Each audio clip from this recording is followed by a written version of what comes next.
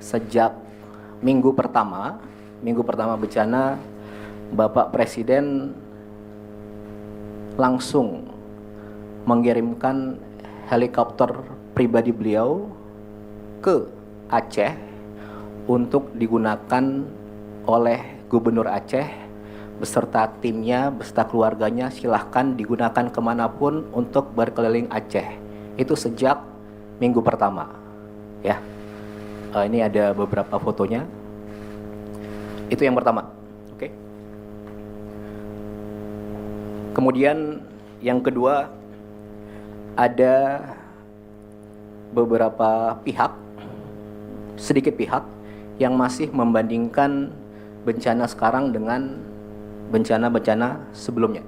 Jadi saya mau sampaikan. Download Tribun X sekarang, menghadirkan lokal menjadi Indonesia.